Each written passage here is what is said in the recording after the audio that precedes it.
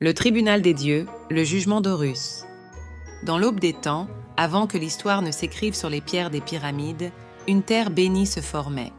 Mais parmi ces divinités immortelles, une tragédie divine bouleversa l'ordre du monde pour toujours.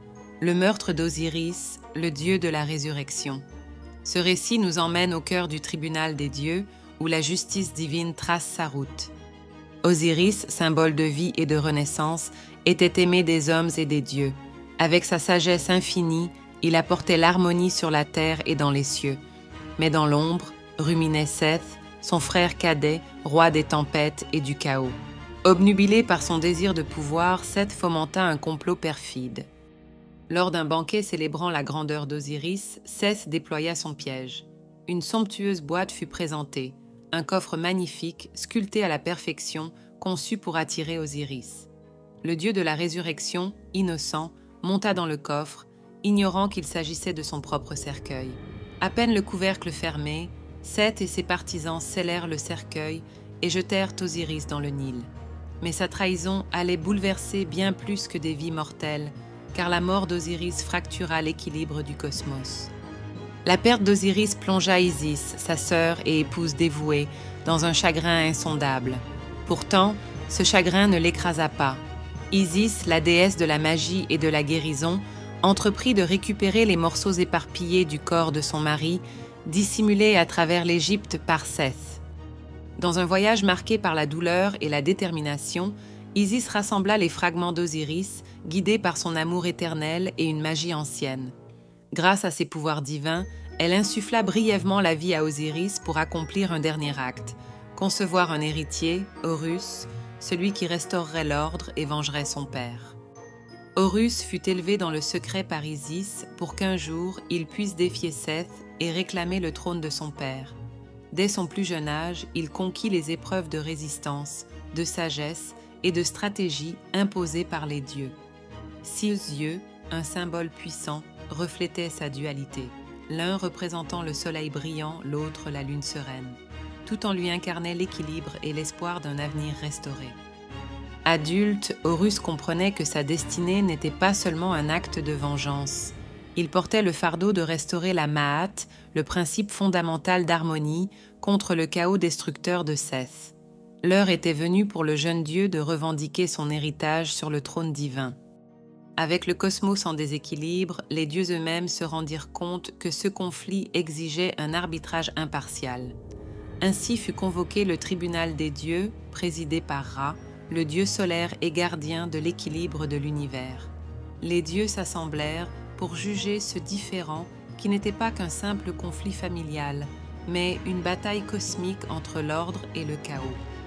Horus et Seth se présentèrent devant la cour divine. Chacun proclama son droit sur le royaume terrestre d'Égypte, apportant arguments, récits et défis. Mais pour les dieux, les mots ne suffisaient pas à trancher une question éminemment divine. Dans ce tribunal céleste, chaque défi fut conçu pour tester leur force, leur ruse et leur vertu. La première épreuve opposa Horus et Seth dans une bataille physique. Les montagnes tremblèrent et les cieux résonnèrent alors que leurs armes divines s'entrechoquaient. Bien que Seth possédât une force brute et destructrice, Horus, armé de courage et d'efficacité, réussit à l'égaler à chaque coup. Mais l'épreuve finale n'était pas de force, c'était une question de caractère.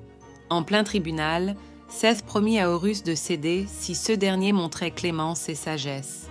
Acceptant les conditions mais méfiant, Horus refusa les pièges subtils de Seth avec force et intelligence, prouvant qu'il pouvait gouverner avec justice. Pendant ces épreuves, les dieux eux-mêmes n'étaient pas totalement neutres. Certains, impressionnés par Seth, son charisme et son pouvoir brut, prirent son parti. D'autres, voyant en Horus l'héritier légitime du trône, soutinrent ses efforts pour rétablir l'ordre. Devant ces luttes internes et tensions croissantes, c'est finalement Hathor, la déesse de l'amour et de la joie, qui intervint pour ramener le calme au tribunal. Elle convainquit les dieux de reconsidérer leurs alliances et d'orienter leurs décisions pour le bien de l'humanité. Après des épreuves qui testèrent ses limites physiques et morales, Horus triompha enfin. Le verdict du tribunal fut clair. Horus, héritier d'Osiris, prendrait sa place sur le trône d'Égypte. Seth fut condamné à vivre dans les déserts arides, où son chaos ne pourrait plus troubler la fertilité du Nil ou la stabilité du pays. Lorsque Horus monta sur le trône, il devint plus qu'un roi. Il devint un symbole vivant, honoré à travers les âges comme celui qui a vaincu le chaos pour préserver la Ma'at. Le jugement d'Horus n'est pas qu'une histoire ancienne. Il est un miroir tendu vers notre humanité, un récit intemporel qui explore des thèmes universels, la justice contre l'injustice, l'ordre face au chaos et la lutte pour préserver l'équilibre face à des forces déstabilisatrices. C'est dans ce mythe que nous trouvons l'écho des luttes modernes où la vérité et la justice doivent triompher des ambitions destructrices. Il illustre que, même dans les moments les plus sombres, le courage et la résilience peuvent restaurer la lumière. Alors que le soleil se couche sur l'horizon égyptien, baignant les pyramides et les eaux du Nil dans une lumière dorée, ce mythe perdure, gravé dans la pierre et les cœurs. Horus, victorieux, nous rappelle que même les dieux doivent se battre pour l'harmonie. Et à chaque fois qu'un nouvel équilibre est atteint, l'écho de son triomphe résonne dans notre quête collective pour la justice et le progrès. Rejoignez ce voyage dans les récits mythologiques où l'ancien éclaire le chemin du présent, révélant l'éternelle quête humaine pour la Ma'at, l'ordre sacré de l'univers.